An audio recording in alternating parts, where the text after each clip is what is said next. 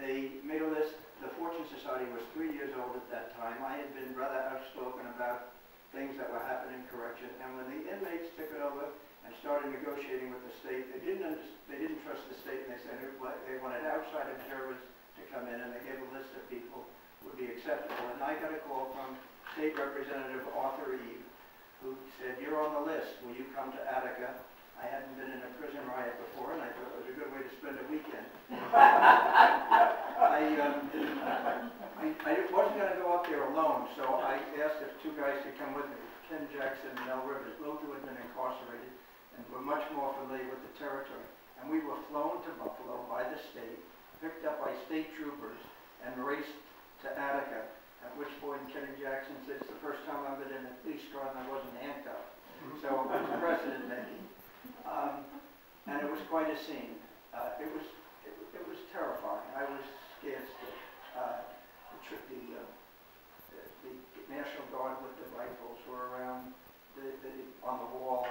The hostages were right in front of us in the tents, and you had 1,000 inmates who had taken over an institution and were angry, and they were young, and they were strong. And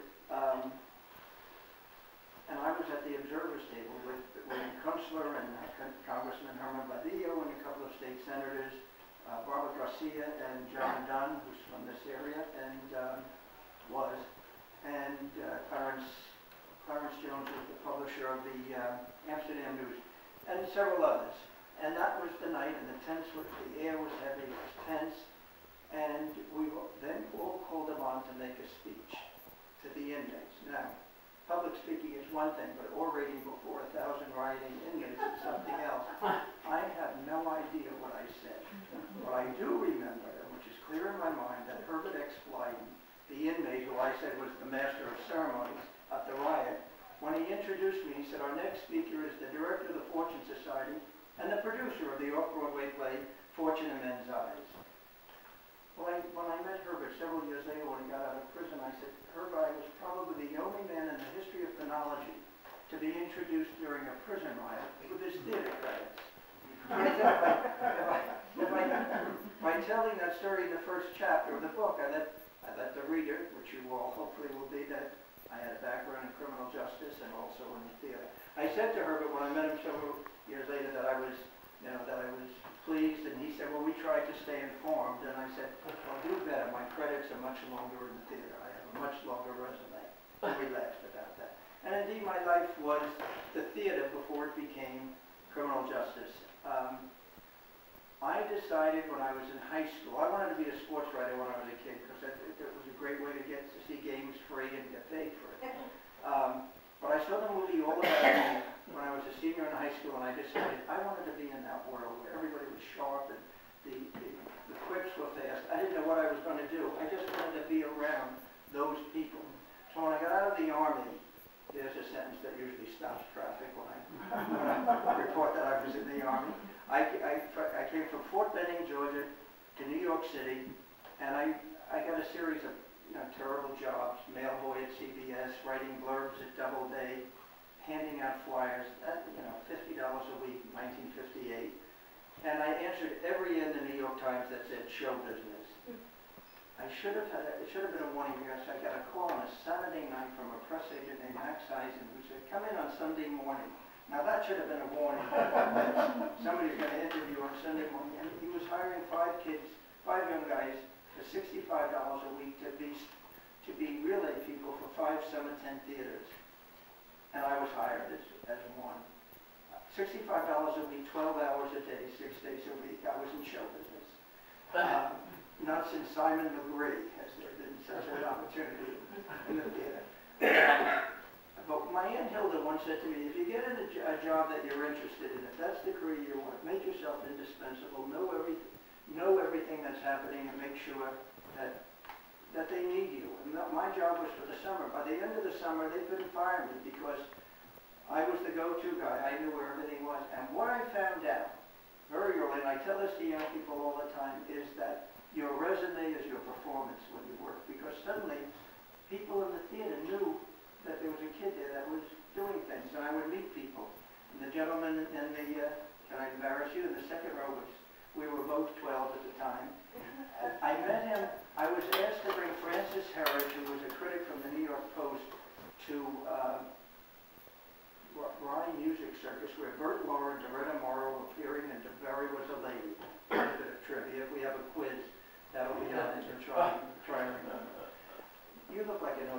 remember his name. Well, I don't have to explain people like Bert Law, do I? To anyone? Or Doretta Moore? And her date was Bob Ullman, who he chatted away, and Bob said to me and I told him what I was doing, and he said, you know, I have a show opening in a few weeks, and if it gets the kind of reviews I think that it's going to get, I'll need an assistant. And he said, the magic words, I'll pay you $85 a week and you'll work 5 days a week. And I said, oh, this show better be good. It was called Little Mary Sunshine, and when the reviews came out, I called Bob. Yeah, Eileen Brennan did pass away, who was the original Little Mary. But Bob called me and said, help, help. I gave Max Eisen 2 weeks' notice. He didn't speak to me for 5 years. But I did go to work for Bob, and which was where I really learned what the theater was about. And what he did, besides giving me the confidence, and he had confidence in me to deal with upcoming stars and some terrible shows that I still laugh at. I mean, we had more shows that closed at intermission. But we had some hits too, and in a little cubby hole, we laughed a great deal. But what Bob did for me, which was, and I've never really discussed this with you, in those days, most shows, very few shows ran in the summer because there was no air conditioning. It was a different era. And he said to me, you only get a job in a summer theater and you can learn a lot. And he arranged for me to be the press person at the Lakewood Summer Theater in Skowhegan, Maine, where I was in charge. And I worked with Lee Barton and Shirley Booth and Dana Andrews and Joan Fontaine. Oh, wow. Joan Fontaine, who I worked with for 2 weeks, took her everywhere. 1 week after the show closed, I saw her in New York. She didn't have a clue who I was, which made me realize that you may be in the orbit of famous people, but don't expect it to be lifetime friendships. Did you?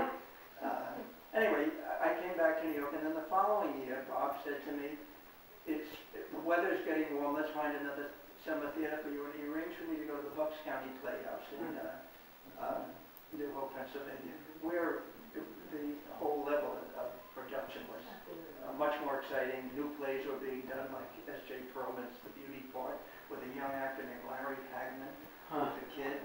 We used to pal around and come up to the office and hang out with us. And Mike Ellis, the producer of the Bucks County, said, there's a Broadway producer named Alexander H. Cohn, and he's doing a lot of new shows, and he wants somebody in his office, and he can't get any of the established press people, so he's interviewing all the young kids. And he said, I want you to go talk with Alex. And so I went to New York, and I was interviewed by Alexander Cohn. And in the middle of the interview, he said, I want you.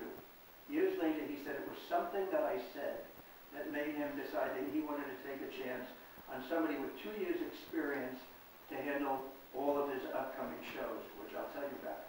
The interesting thing is I turned him down. I turned him down because I said, I think I need another year of experience before I assume the responsibility. And he was so intrigued by that. He and his wife, Lily Parks, invited me to every social event they had the next year. They were courting me to be their press representative. So in that year, I worked with a man, I don't know if you remember this, Frank Goodman. But what I did in that year is I worked with Ethel Merman and Gypsy, and Mary Martin and The Sound of Music, and Julie Harris, and Shot in the Dark, Diane Carroll, and No Strings, Rip Torn, and well, the names go on and on and on. And Bette Davis and Natalie Iguana. And the Bette Davis, we all know who Bette Davis is in this movie. What happened? I always thought that the two greatest actors in Hollywood, my idea of a film star was Bette Davis and Spencer Tracy. And I thought, I'm going to be working on a show with Bette Davis. I want to meet him. But my boss at that time, Ben Washer, I had left Bob. We remained friends, always. And Ben Washer had a long history with Bette Davis, and I assumed he was going to be her handler. But I had left little couplets on Ben's desk that said, will it be, I'll never see, my favorite actress, Betty D. And every day I gave him another couplet. The show was playing in Chicago, previous to New York. And Ben gave all these couplets to Betty, and she said, Ben, bring the boy around. So at the first preview, Wednesday preview in New York, I was ushered into Bette Davis's dressing room, and there she was, Margot Channing from All About Eve, cold cream on her face, the schmata on her head, the terry cloth robe, She sat me down and we started talking. Within 30 seconds, she had me laughing. In another 30 seconds, I had her laughing. And then we started talking about the theater and movies. And what we hit on was John F. Kennedy was the President of the United States, and we both had a passion for the Kennedy administration. She turned to Ben Washer and she said, "Ben, the boy can take care of me during the show. You're free." And Ben was so relieved that he didn't have to deal with Betty that I was assigned to take care of Bette Davis and all of her interviews. Everyone was wanting me. They said, "A woman like that, with her reputation, she gets a hold of a kid like you, she'll chew you up and spit you out like bad meat." Well, that was an optimistic, hopeful start. What I found about Bette Davis and what she taught me, first of all, I heard that all the horror stories about her, I'd ask people, did you know her? Did you work with her? I can only judge by my experience. She said to me the first time, I took her to the Martha Dean show at WOR. Always the first time we were together. First of all, because 10 minutes before Martha's asking her questions, Betty takes out a cigarette. You could smoke indoors. Without the kitchen, that's like a flamethrower. And she started smoking like Bette Davis. She played Bette Davis when she was out. And I got a kick out of that. And she knew that I got the kick out of it. I don't know, it was a very nice rapport. Martha said, you know, Miss Davis, when I was in Hollywood last year, I wanted to interview you. They wouldn't let me. They said you were too busy, but I did get to interview your husband, Gary Merrill, who Betty had since separated from. And Martha said, "What is Mr. Merrill doing now?" And Betty said, "Drinking." At which point I lost it and laughed out loud. And Betty said, "Dear, if you can't control yourself, you better wait in the sponsor's booth." Afterwards, when we were waiting for the elevator, she said, "David, take a lesson. Always let a star make her own decision," meaning the studios didn't let her do it. She said, "Here's the rules. If there's an interview, come to me with it, and if it doesn't insult my intelligence, if it sells tickets, and if my schedule is right, we'll do it, okay?" And so for a few weeks I did that, and then one day she said to me, "David, you don't have to bother me with the details. You just arrange it." And what she was telling me is, and what I learned from that is, she was the pro, she's the one out there. She wanted to make sure that the people that she was working with were professionally responsible. And that was a lesson that I learned and I was able to use with people who I was warned were difficult, like Bertha Kitt, who was a doll, Peggy Lee, who I fell in love with, Laura McCall, she's still out here in the Hamptons. Is she here haunting me? It never worked with Betty McCall, Betty Lipsky. Betty Persky. Never worked with her. But what I learned from Bette Davis was what the stars needed and what the stars wanted, and if you were a pro, they were happy with you. So that's what I did for the next year, and then I went to work for Alex Cohn the following fall. The first show was Beyond the Fringe. Who knew that a Broadway show would run for 4 years? Do you all remember Beyond the Fringe? An English review. Alan Bennett, Peter Cook, Dudley Moore, and Jonathan Miller. There's a quiz question. Remember who were the 4 boys in Beyond the Fringe? So, and suddenly I'm working with Sir John Gielgud and Ralph Richardson in School for Scandal, Maurice Chevalier on his 75th birthday. And I remember opening night, he comes out and he says, "I'm Maurice Chevalier and I'm 75 years old." The audience all stood and applauded. And I said to Alex, "Why don't you just retire? You're 75. Can you imagine now?" It seemed like he was the oldest man in the world. I didn't know why he didn't just call it quits. Now I understand why. Here I am, babbling away, older than Chevalier ever was. I wasn't crazy about Chevalier. He was distant, but pleasant, cheap, yes. Jonathan used to call him the French Uncle Tom. They would always talk about having been a collaborator. I don't know if that was true.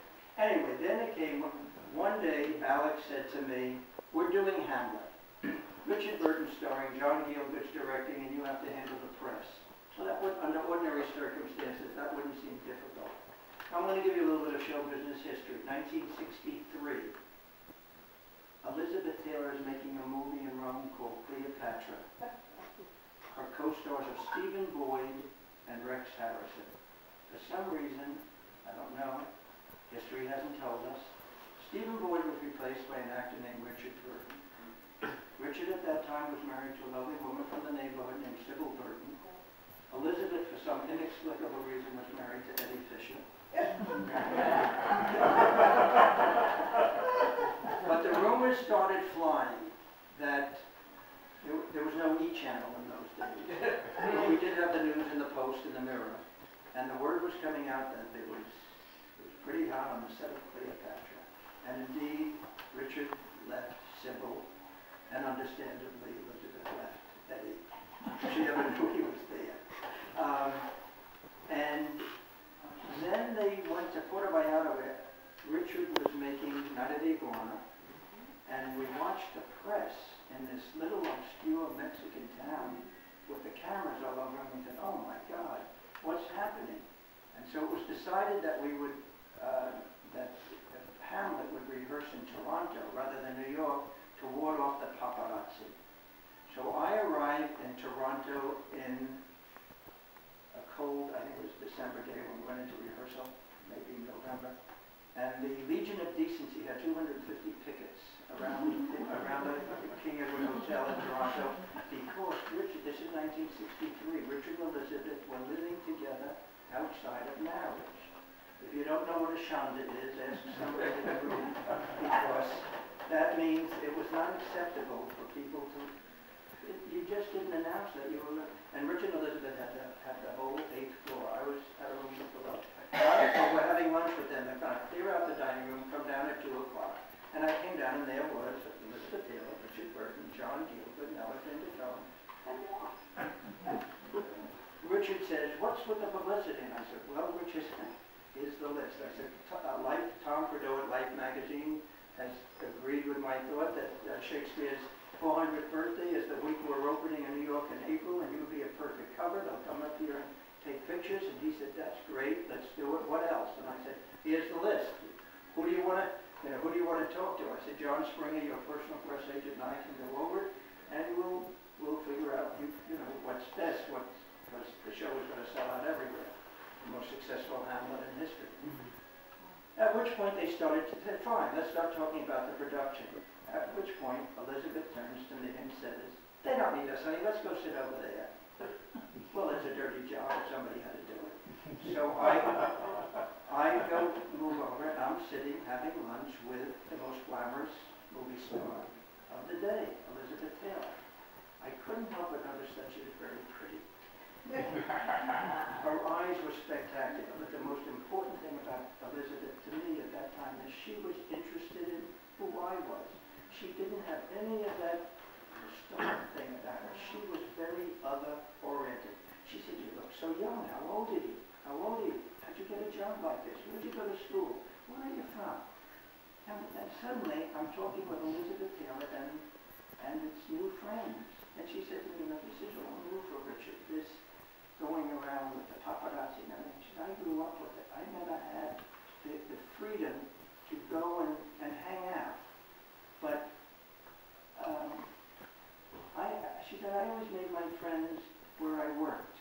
And then she said, are you going to be around Toronto during the rehearsal? I said, pretty much. She said, great. And so for the next few months during they got married, by the way, during the rehearsal period. They eloped in Montreal. We had a wedding party in the green room.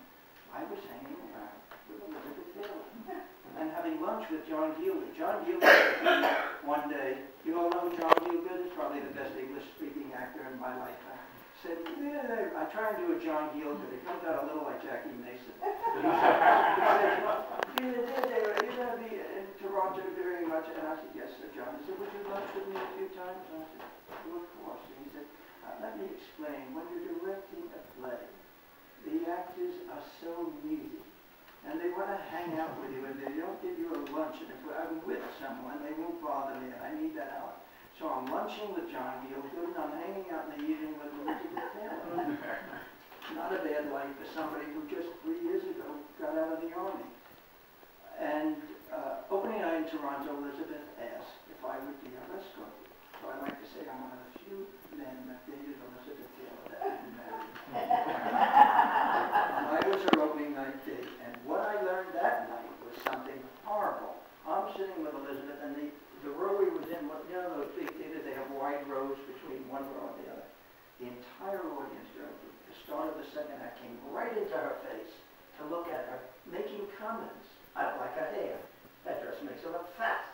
And I'm startled at the presumption that people had that this woman who had become my friend, and I turned to her and I said, "Are you okay?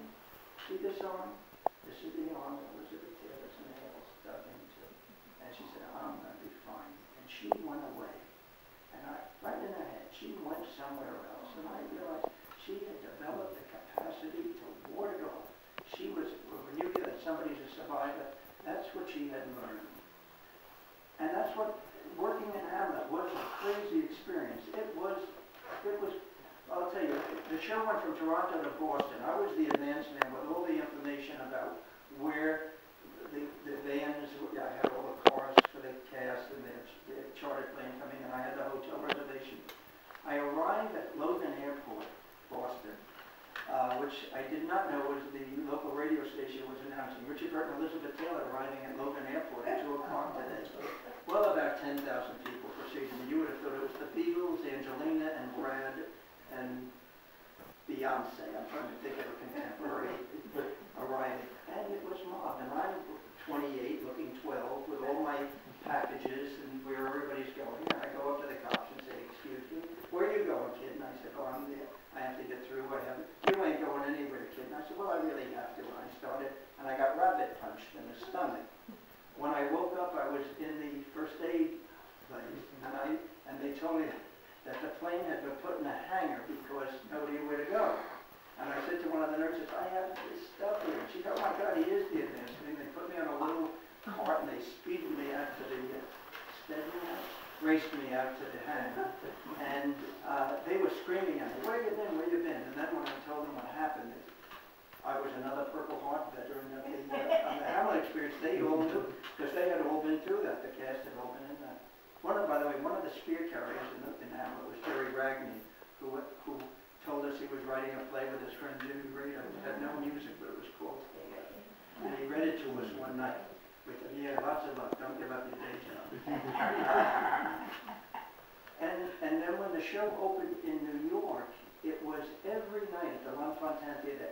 The block was closed. The cops were on horseback because every other show, when it closed, came to stand there to get a glimpse of Richard and Elizabeth coming out. And it was wildly exciting show business, but the world was very different. What was happening, by the time it opened, it was 64. The civil rights movement was happening. The war in Vietnam was expanding. And the other part of me, I had a political and social background. I had been involved in sit-ins as early as 1952.